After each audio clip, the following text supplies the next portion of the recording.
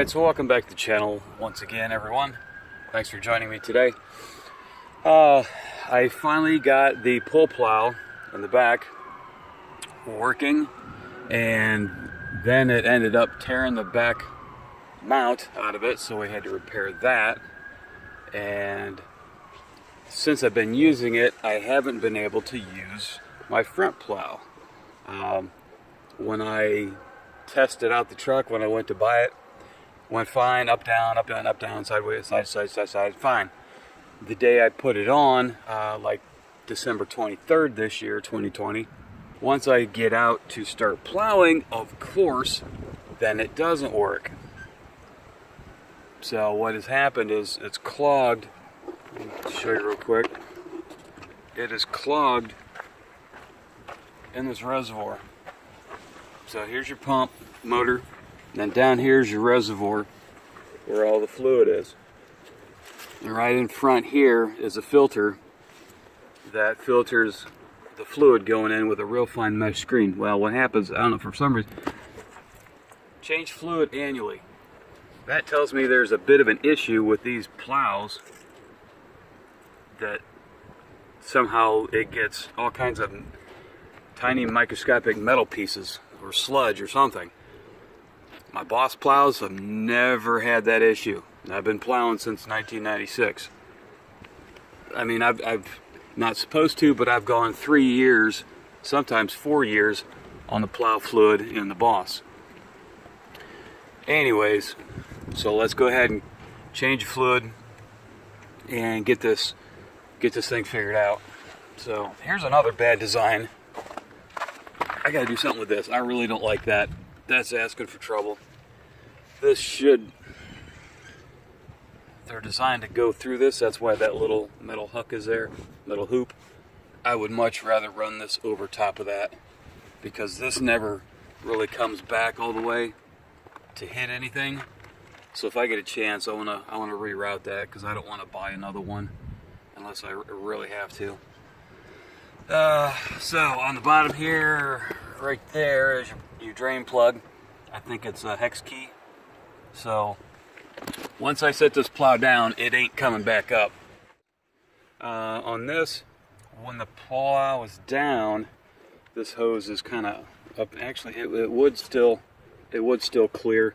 It's not like this is going to come. This tower is going to come. Yeah, it's already locked in position. It's not going to come back. So I could route that over. For now, what I think I'm going to do is that one is rotated forward. I may take this and rotate it forward, and that'll help take some of the pinch off. I'll see if that works before I take it off of here. Plus, on some of this old stuff, you start moving things, then it either breaks or starts leaking, and then you got to replace 3 things because you tried to move one. It's a mixed bag. So anyways, I want to get this off. What you do, some people say take both of these off. I didn't have to. All I had to do was take this back one off, this back bolt, and get this ground wire out of here.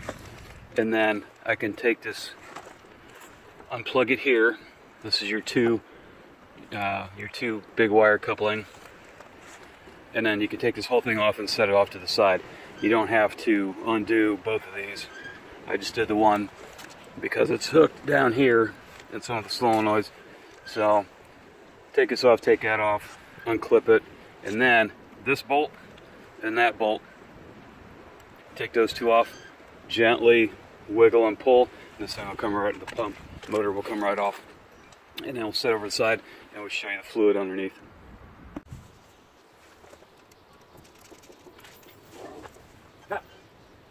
No, hung your butt down.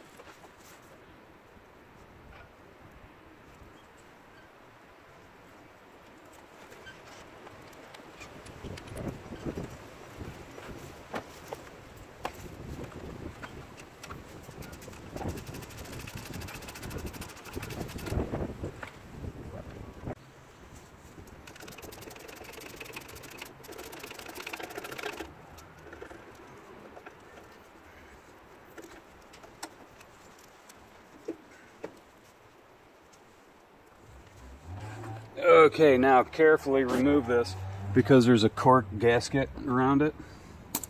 You don't want to tear that, so pull it off carefully.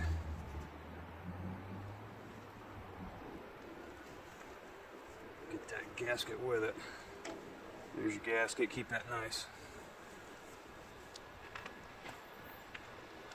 And there is your fluid. I'm pretty sure he put Boss fluid in here. That I know, I can't say for sure. But see how it's kind of red, dark red and gray? It shouldn't be like that, it should be red. So we're going to drain the fluid out of there and take a look.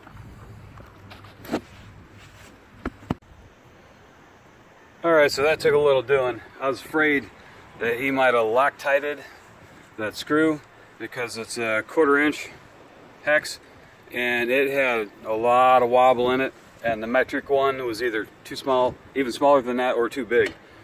So I took a torch, a little hand torch, warmed up around the set screw, and she come loose. So if that strips or doesn't come out, you can always get a turkey baster at Walmart for like $2 and just squeegee the stuff out of there.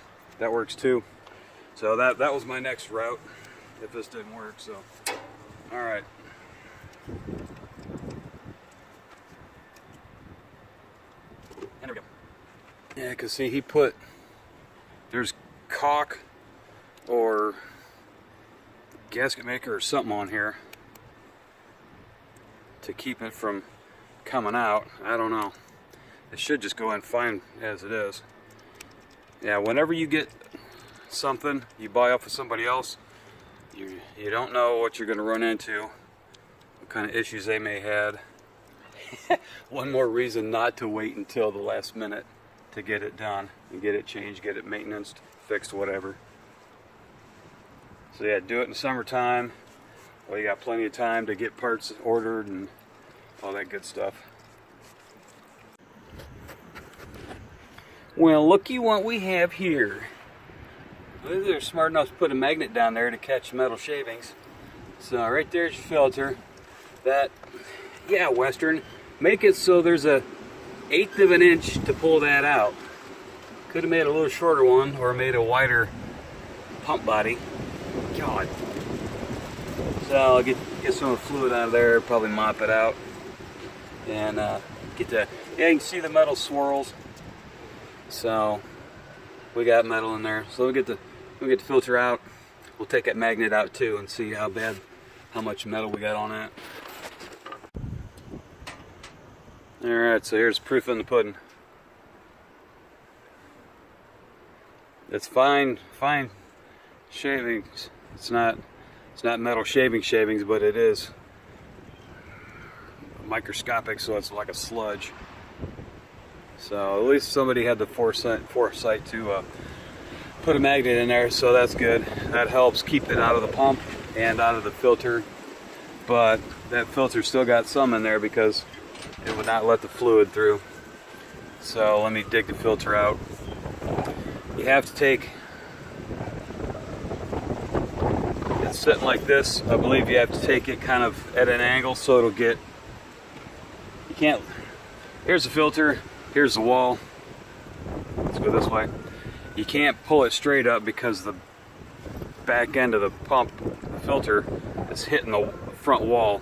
So I think you got to kind of, I don't know, go at a 45 and up. So we'll see. All right, here's something else. The magnet that was in there has either deionized or demagnetized or something from either sitting in the fluid or the pump running with the motor or being around aluminum. I don't know. Anyways, this, you can, it falls off. Here's a new one. You see it flung around, came around the backside and stuck again. This one is definitely weak. I've never seen that. So this one, watch how fast it grabs, kind of patunk. This one, you hear a difference. So I'm gonna put a new magnet in there. All right, so I can see if I can get this out here. Got a skinny screwdriver tip.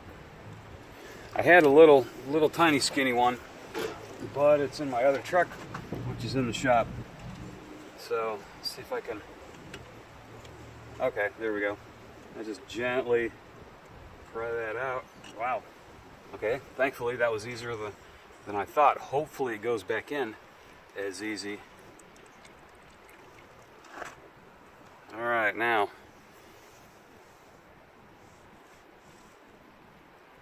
You see, it doesn't look bad, but that is a microfiber, tiny screen. So what I want to do is gently hit it with parts, either parts cleaner, brake cleaner, kerosene, whatnot. Do not hit that with any heavy pressure. I don't have another one of these, so I'm going to try and reuse this one. I don't see any tears or anything on it, so it should be pretty good. So now I'm going to go in and mop up the rest of the fluid in there, and I'll hit this with some brake parts cleaner. Alright, so the screen goes over that plastic nozzle right there. So that's what it looks like, folks. I didn't see too many YouTube videos that had down in there what that looks like. So you just pry it off of that. I don't think that comes out. I'm not going to try it because this was relatively easy to snap over. So you just get it past that first ledge, a little swage, and it should be good. So I will never seize, put never seize on my set screw, put the set screw back in, put the filter on, and we'll fill it back up with fluid. Here's a big controversy: which fluid to use. Everybody likes that blue SAM stuff. Personally, I think it sucks. I've had Myers plows, and they've had the blue, and it gets, you go out and it's 25 degrees or colder, that stuff freezes up every time. I've had it freeze up every time on me. I don't know. I use Boss fluid. It's aviation aircraft fluid originally, and I've never, ever in 20-some years had Boss fluid freeze up on me. Now there will be people that say they've never had the blue fluid freeze up on you. Well, I have. So the older ones, I don't know if this one qualifies as old enough, used to be able to put transmission fluid. The one Myers I had, it was a 1-ton dump truck. I put type F transmission fluid, never froze up again. Now if it had enough lubricating properties, it should have, because a friend of mine that recommended it to me had been doing it for 15-20 years. So I like Boss. It's pricey, but I've never had an issue, and it's a premium fluid, so that's what I'm putting in. So take it or leave it. All right, so I took the filter, brought it in this way, and came down and put it on that way, and it snapped on no problem. So shouldn't have any worry, folks, about getting that off and on. Thousands of people have done it before, and I just did it, so if I can do it, you can do it.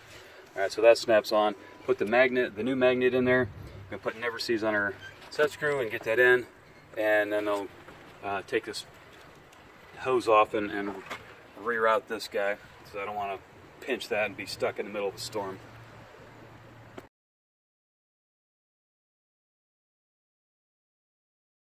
Alright, so what I did was I jacked it up, and I'm going to take these two off, and I'm going to turn the plow by hand back and forth to get the fluid out of the hoses. Alright, so I got the plow jacked up, and I'll take these off. This is 11/16. Boy, I tell you what, not to gab too much, but if you own a plow, buy an assortment of 11/16 wrenches and sockets.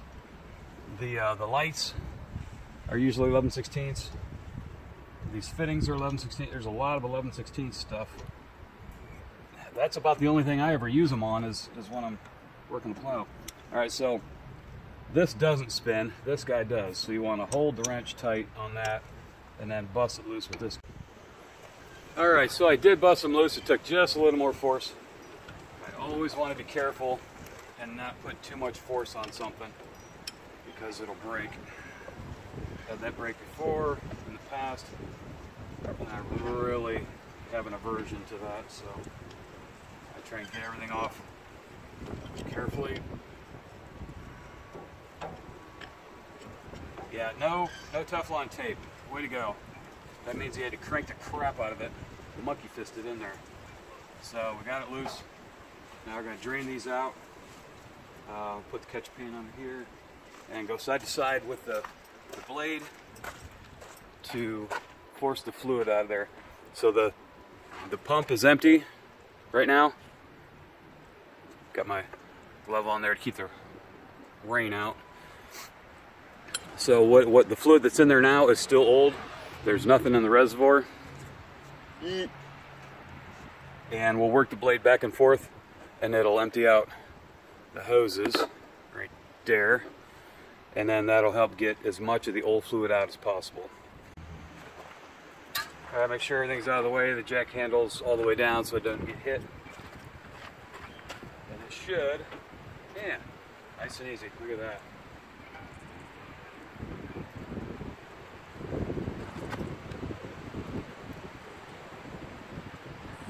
And don't go crazy. Just kind of go nice and easy. It's like Hep Gilmore. Nice and easy.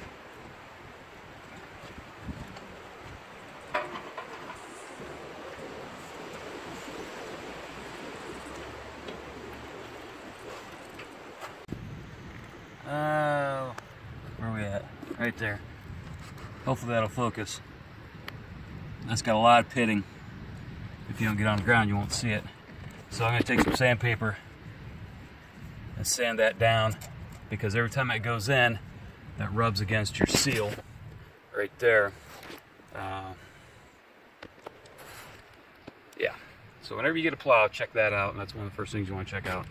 Otherwise, you're going to be cracking this loose and putting new seals in it, and that is not fun. I had to do that on my first Boss plow, and they Loctited this screw threads into this. Biggest bench vise I could find, a huge pipe wrench, and beating on it with a hammer. So try and keep up the little maintenance. The stitching time saves 9. So, geez, okay, I'm sure the other one is too. All right, let me hit that. I'll run this back and forth a few more times, and then hit that with sandpaper. Checking this one, oh yeah, and you can see it's got a little bit of debris, so this one is leaking. Doggone it. Yeah, you can see the fluid on the cylinder. Crap. Lovely. Just what I need. Yeah, because this area was dark, and it was dark like it was leaking a little bit of fluid. Yeah, you definitely want to sand that down. At least in hopes that it doesn't make your seal worse. So let's do that. Alright, so I got some 180. I'm going to use that very lightly so it doesn't scratch the cylinder itself. So I just come up here and you want to sand off any high spots, which is usually where the rust is. The rust will make a high spot. Okay, this is not, well, it's kind of scratching, but I don't think it's going to be too aggressive.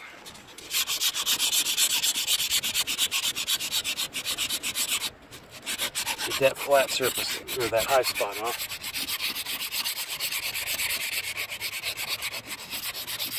Yeah, this is what happens when you leave your plows outside during the spring, summer, and fall, and through the winter, I guess.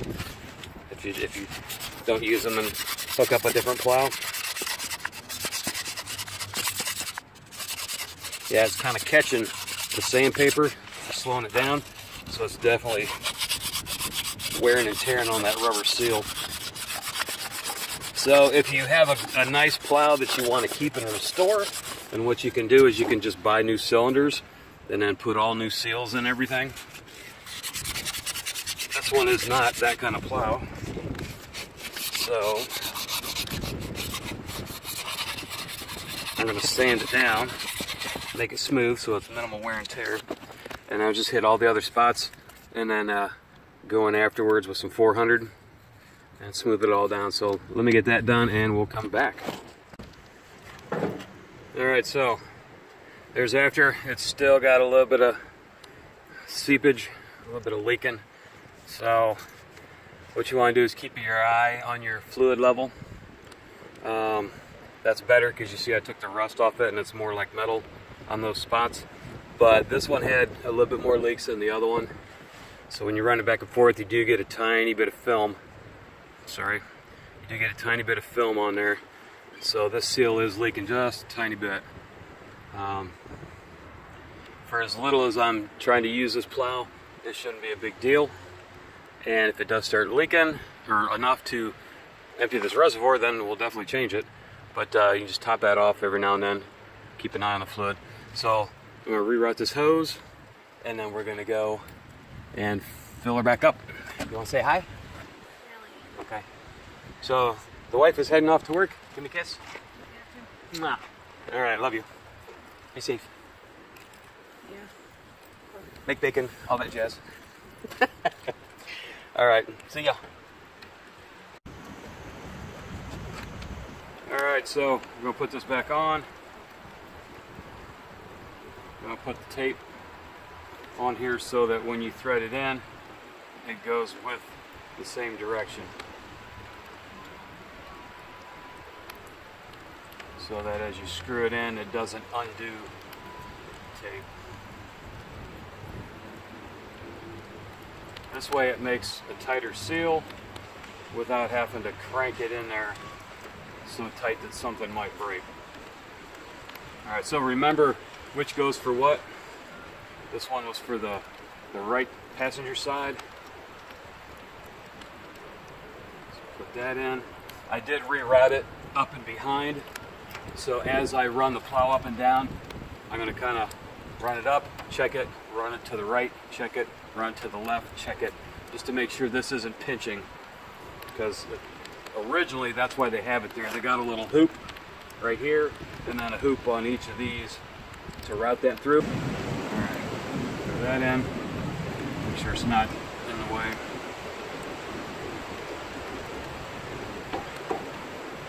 That's cross-threaded, don't do that. There we go.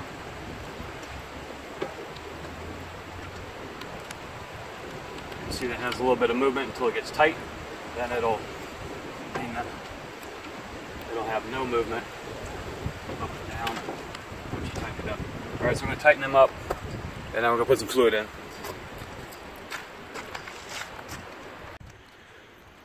Alright, so as you can see, to get in here, it'll go. Yes, there is your drain plug, or your fluid check.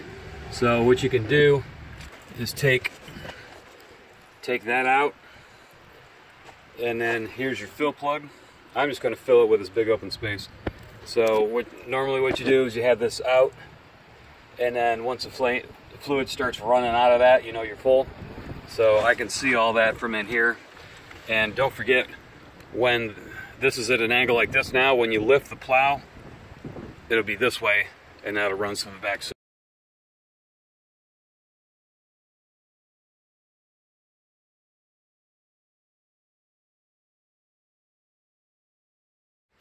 Luckily, the one I'm currently using has, I thought it had a quart. It's barely enough. Once I order some more, I'll top it off, but that's close enough, pretty close to what was in it, the amount. So I'm gonna go ahead and put it back together so I can get it up and running, because I gotta drive this truck today. I gotta go run some errands with it, because my other car, the Jetta, the TDI you've seen before, is still in the shop. So still waiting on that to get fixed. So I'm driving everything else in my driveway. So let's get the pump put on and get everything buttoned up. Alright, so I got the pump put on. We'll put these two bolts in, and this goes over top of that. This is pretty cool.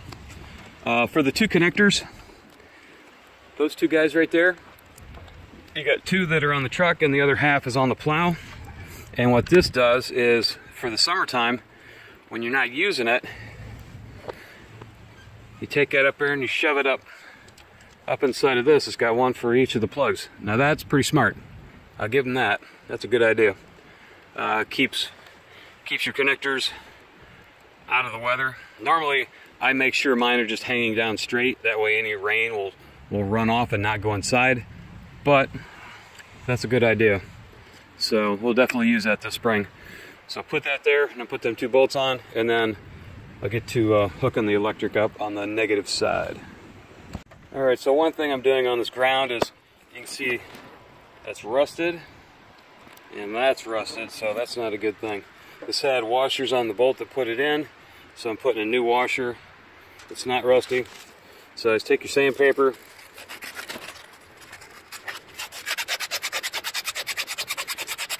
sand that down back to clean metal.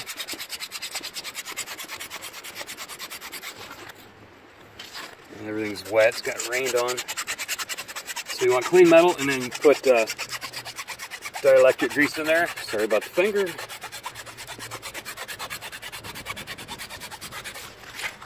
Pull a little dielectric grease in there, and then we'll sand that off too, and then put everything back together.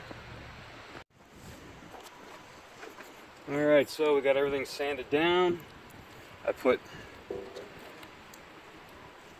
good old dielectric grease on all the surfaces. So let's go ahead and connect everything. The power is still off. I haven't plugged in this yet. So word to the wise, make all your connections and then you can plug that in. So this one, then that one. Bolt through the new washer. Make good clean contact.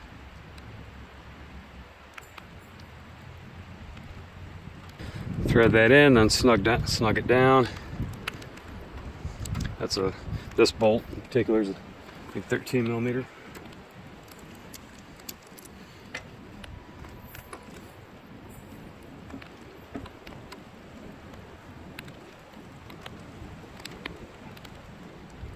Keep tightening, keep tightening.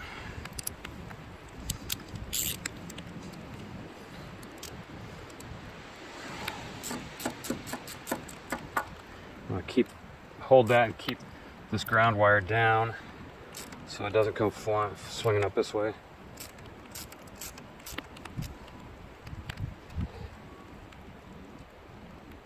There, good. All right, so those two are tight, this is tight. Plug this coupler in, and we should be good.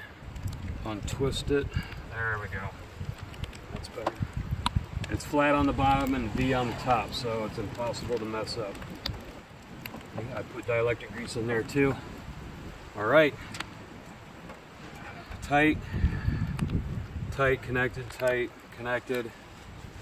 Fluid, magnets back in it. We should be good to go, so let me get all this stuff out of the way. All right, let's give her a try. Please, Lord, let it work properly.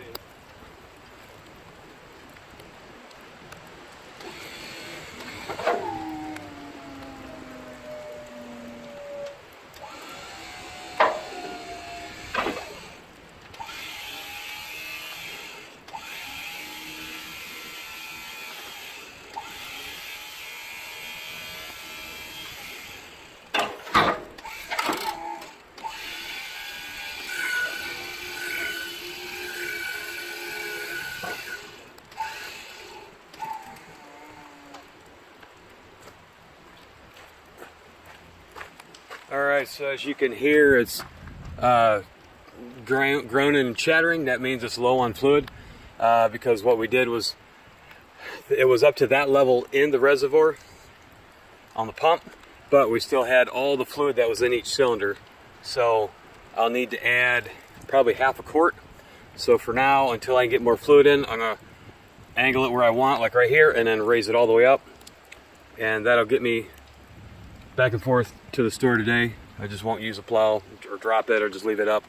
And then as soon as I get more fluid in, top it off and it should be good to go. So thanks for watching, everybody. Rain is definitely here. Any questions or comments, leave them down below. God bless. Thanks for watching.